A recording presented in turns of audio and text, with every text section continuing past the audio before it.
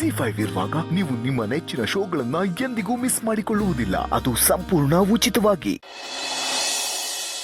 ಸುಶೀಲಾ ಸುಶೀಲಾ ಅಕ್ಕ ಏನಾಯ್ತಕ್ಕ? ಎಲ್ಲ ಮುಳುಗೋಯ್ತು ಕಣೆ. ಅಕ್ಕ ಏನಾಯ್ತು ಅಂತ ಸ್ವಲ್ಪ ಬಿಡ್ಸಿ ಹೇಳಕ್ಕ. ಪಕ್ಕದೂರಿನ ಚೇರ್ಮನ್ರು ಹೆಂಡತಿ ಫೋನ್ ಮಾಡಿದ್ರು, ನಮ್ ಶಿವು ಮನೆ ಹರಾಜಿಗೆ ಬಂದಿದ್ಯಂತೆ ಕಣೆ.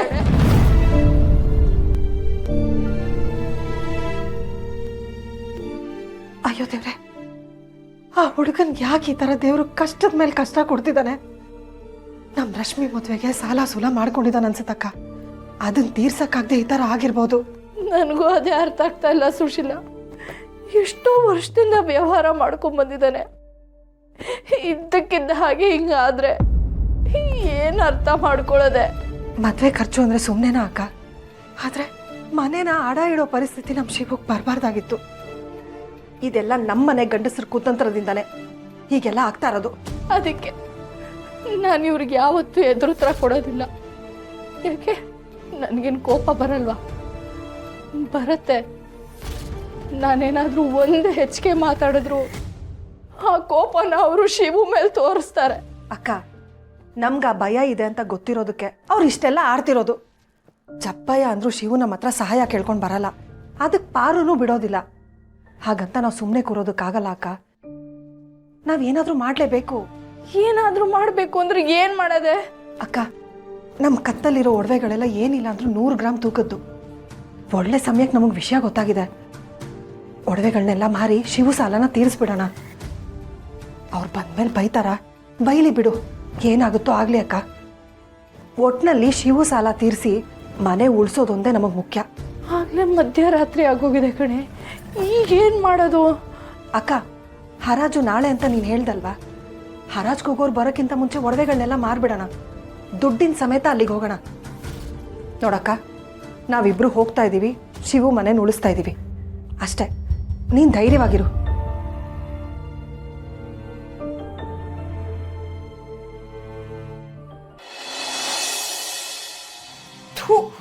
ಈ ಓತಿಕೆತ ನನ್ನ ಮಗ ನಂಗೆ ಸರಿಯಾಗಿ ರೋದನೆ ಕೊಡ್ತಾ ಇದ್ದಾನೆ.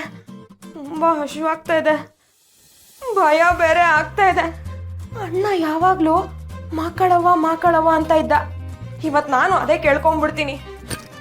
ಅಮ್ಮ ಮಾಕಳಮ್ಮ, ನಂಗೆ ತುಂಬ ಹಸಿವಾಗ್ತಾ ಇದೆ. ಮನೇಲಿ ಊಟಕ್ಕೆ ಏನೂ ಕೊಡ್ತಾ ಇಲ್ಲ, ಅಡುಗೆ ಮಾಡೋಕ್ಕೆ ಏನೂ ಸಿಗ್ತಾನೂ ಇಲ್ಲ. ಪ್ಲೀಸ್ ನಂಗೆ ಏನಾದರೂ ಕೊಡಮ್ಮ ತಿನ್ನಕ್ಕೆ.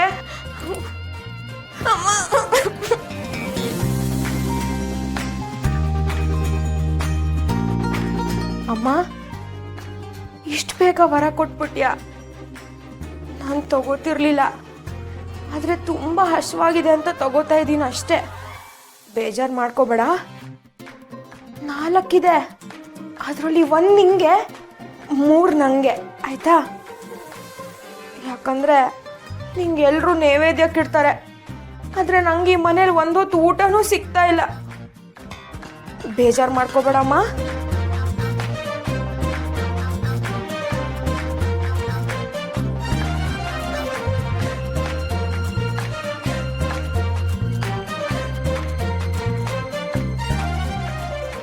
ಹಬ್ಬ, ಇವಾಗ ಸಮಾಧಾನ ಆಯ್ತು.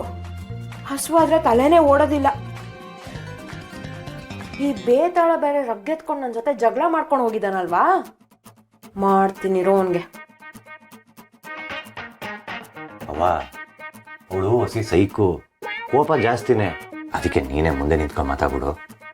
ಅತ್ತೆ ಅಂತವಳೆ ಕಲ, ನಾನ್ ನೋಡ್ಕತೀನಿ ಬಿಡು. ಕೋಪ ಬರ್ದೇ ಇತ್ತೈತನ್ಲ, ಅದೆಲ್ಲ ಹೊಸ ತಣ್ಣಗಾದ್ಮೇಲೆ ಕೂತು ಮಾತಾಡೋಣ. ಅವ್ವ, ನನಗೆ ಇವಳ ಜೊತೆ ಮದುವೆ ಆಗೈತೆ. ಪಿಂಕಿ ಹೆಂಗ ಒಪ್ಕೋತಾಳೆ?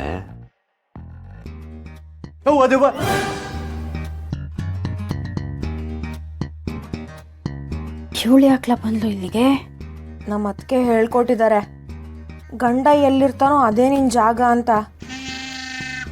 ಇವ್ರು ನೋಡಿದ್ರೆ ಅಲ್ಲಿ ಮಲ್ಕೊಳ್ದೆ ಇಲ್ಲಿ ಬಂದ್ಬಿಟ್ರು. ನಾನು ತುಂಬ ಕುಟುಂಬದಿಂದ ಬಂದಿರೋದು, ನಂಗೆ ಹಂಗೆ ಒಬ್ಬೊಬ್ಳೆ ಮಲ್ಕೊಳಕ್ಕಾಗಲ್ಲ. ಅದಕ್ಕೆ ನಾನು ಇಲ್ಲೇ ಬಂದ್ಬಿಟ್ಟೆ. ನೀವು ಏನು ಬೇಕಾದ್ರೂ ಮಾತಾಡ್ಕೊಳ್ಳಿ, ಆದರೆ ನಾನು ಇಲ್ಲೇ ಮಲ್ಕೋತೀನಿ.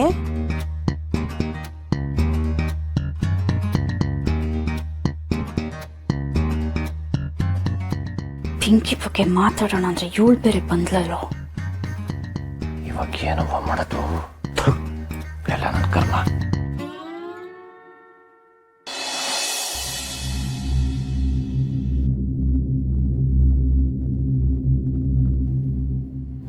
ಮರ ಮಾತಾಡ್ತಿದ್ದೆ,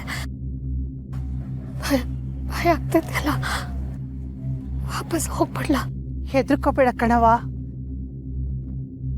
ನಾನೇನು ಮಾಡಲ್ಲ.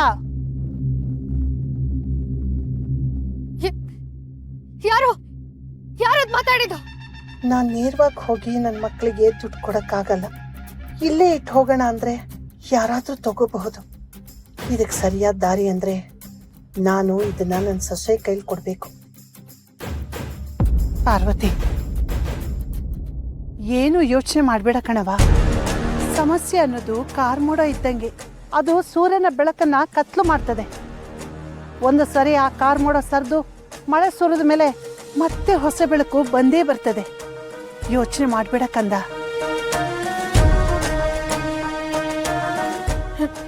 ನೋಡಿ, ಸುಮ್ಮನೆ ಎದುರುಗಡೆ ಬಂದ್ರೆ ಸರಿ, ತಮಾಷೆ ಮಾಡ್ಬೇಡಿ. ಯಾರು ನೀವು? ಯಾರು? ಮಾಕಾಳವ್ವ.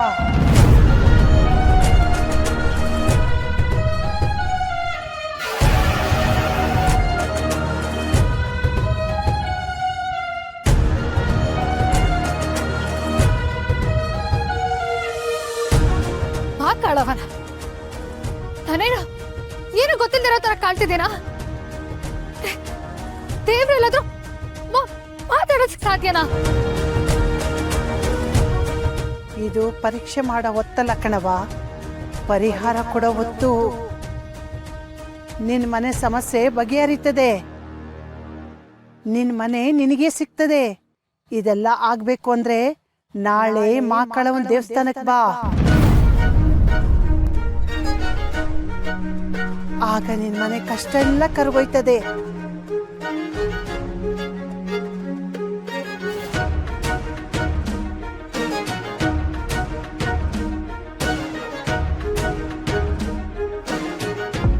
ಪರಿಹಾರನ? ನೀವು ಮಾಕಾಳವ ಅಲ್ವಾ? ಅದೇನ್ ಪರಿಹಾರನೋ ಇಲ್ಲೇ ಕೊಡಿ, ಮಾತಾಡಿ.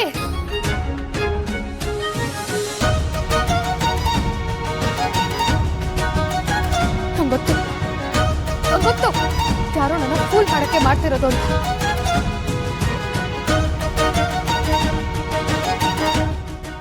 ಹಾಡ್ತೇನೆ ನಮ್ಗೆ.